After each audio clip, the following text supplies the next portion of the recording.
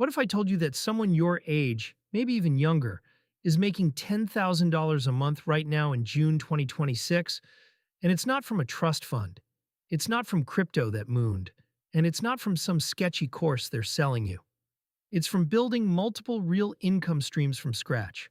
Today, we're breaking down exactly how she did it, the platform she's using right now, and most importantly, which of these 5 strategies you can actually start this week. Stick around because the fifth one surprised even us. Let's be honest. The economic climate in 2026 is weird. The S&P 500 is down 2.3% this month. Bitcoin just tanked 20%. Gold is down 11.6%. That's actually why this story matters so much. When traditional markets are volatile and unpredictable, diversifying your income becomes less of a nice-to-have and more of a survival strategy. The Fed is signaling they might raise interest rates within months, which means your savings account isn't going to bail you out anymore. At today's rates, you're getting what? 4% APY on a high-yield savings account? That's not wealth building, that's just treading water. So let's talk about this 22-year-old. She's not special. She doesn't have a unique superpower.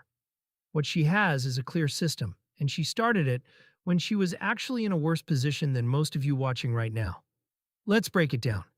First income stream, freelance writing and copywriting.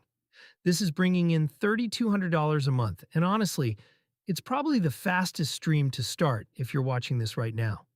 She started on Upwork in early 2025, pricing herself at $40 per hour, which sounds low, but here's the play. She took every project she could get, built reviews, and within 6 months, raised her rates to $85 per hour. By mid-2026, she's charging $130 per hour for copywriting work because that's where the real money is. Here's the strategy. Most people fail at freelancing because they compete on price. She competed on results. She learned conversion copywriting, specifically how to write sales pages and email sequences that actually convert. And suddenly, her rate wasn't negotiable anymore. She's using Upwork still, but also Fiverr and direct outreach to small business owners on LinkedIn. The key is this: she's not writing blog posts for content mills at $5 per article. She's writing sales copy for e-commerce brands and SaaS companies. That's where the money actually is. Second stream, digital product sales bringing in $2,100 a month. This one took longer to build, but here's what she did. She noticed that people kept asking her how she learned copywriting so fast. So she created a 5-week email course called Sales Copy That Converts and packaged it on Gumroad. She priced it at $97. First month, she made maybe $200. But she drove traffic to it through her email list, through Twitter, and through YouTube. By month 6, she was hitting $2,000 in revenue from this single product. The beautiful part? It requires almost zero effort to maintain after it's built. The lesson here is not to just create a digital product, it's to create one that solves a specific problem that people are actively paying to solve. She didn't create a generic productivity course.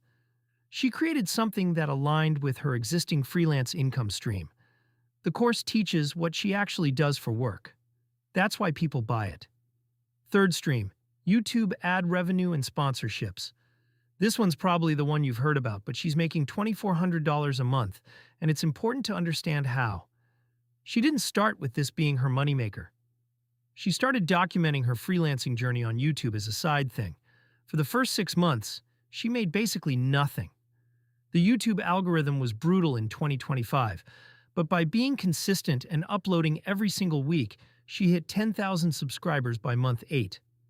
That's when the monetization kicked in, and her RPM, that's revenue per milla, or revenue per thousand views, has been averaging around $3.50, which is solid for finance and entrepreneurship content in 2026. But here's the part that matters. At around 50,000 subscribers, she started getting brand deals. Right now, she's doing one sponsorship deal per month at $800 per deal, which is actually conservative. Brands like learning platforms, financial apps, and tools that creators use are willing to pay this much. Some months she's doing 2 sponsorships, which pushes that number up. This is worth emphasizing because sponsorship revenue doesn't count toward YouTube's algorithm. It's pure margin. You can make more money from one sponsorship than you make from a month of ad revenue if you negotiate right. Fourth stream, affiliate marketing, $1,500 a month. This is where she gets smart about positioning. She recommends tools she actually uses in her freelancing business: project management software, writing tools, email marketing platforms. She's an affiliate for ConvertKit, which pays about 30% commission on annual plans. She's an affiliate for Notion, for Zapier, for various writing software. She doesn't spam these links.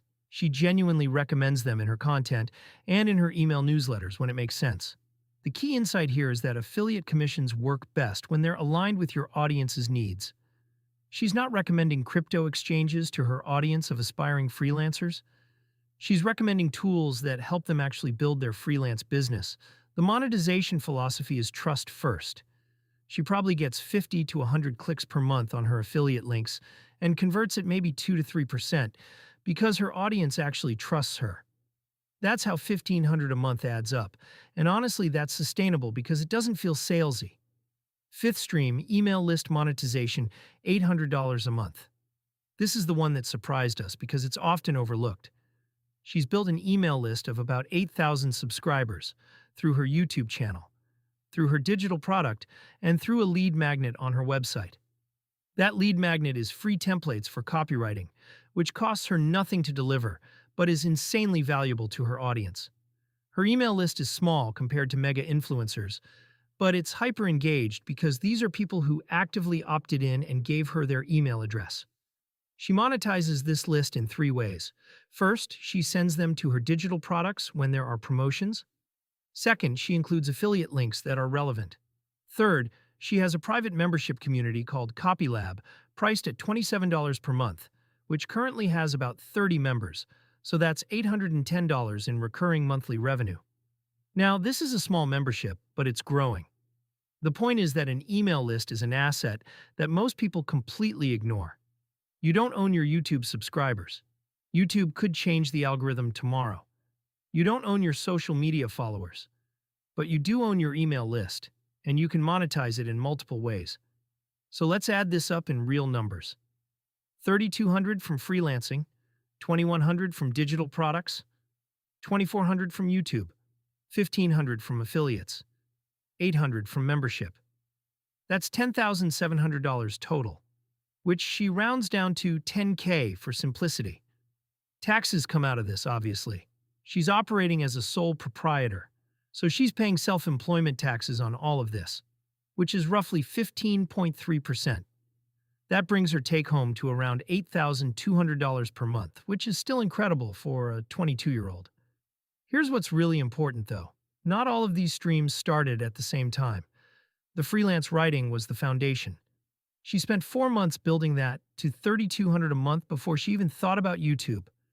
The digital product came next because it was built from her existing expertise. YouTube took time. Affiliate marketing was almost accidental.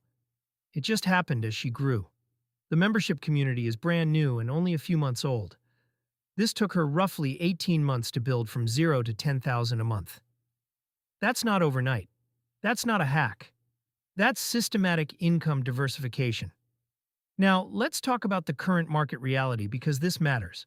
We're in June 2026, and the economy is sending mixed signals.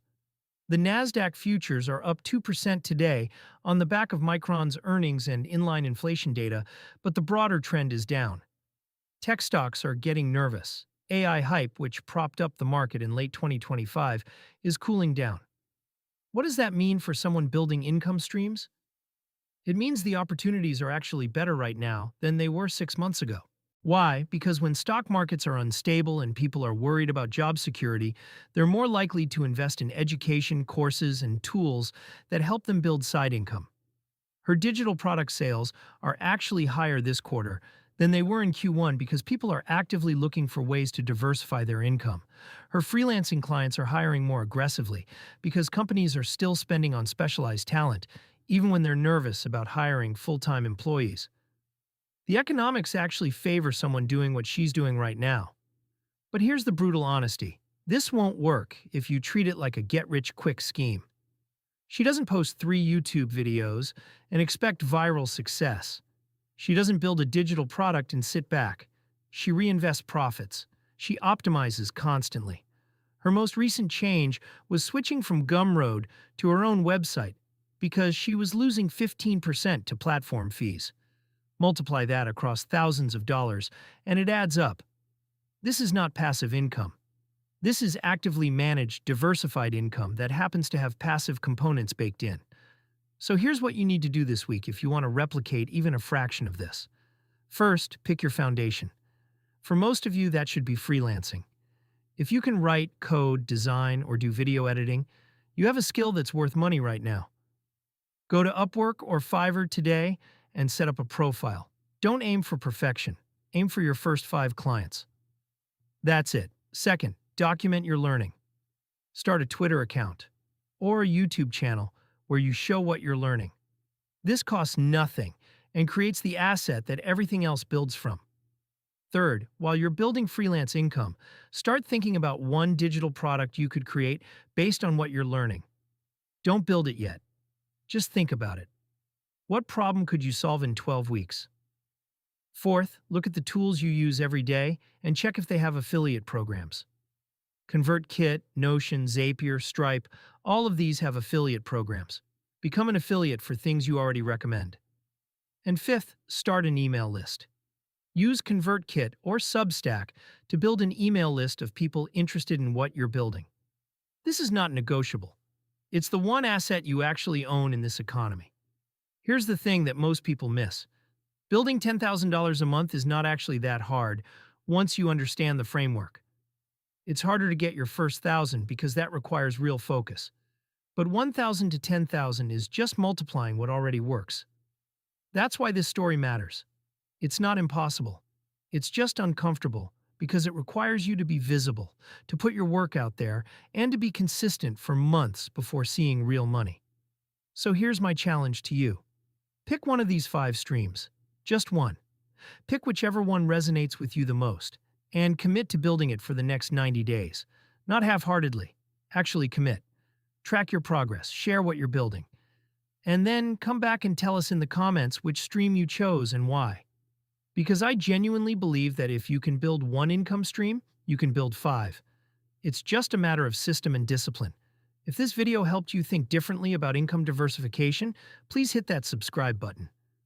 The market is going to stay volatile. Interest rates might go up. Your job might not be as secure as you think, but your ability to build multiple income streams, that's something nobody can take away from you. Thanks for watching, and we'll see you in the next one.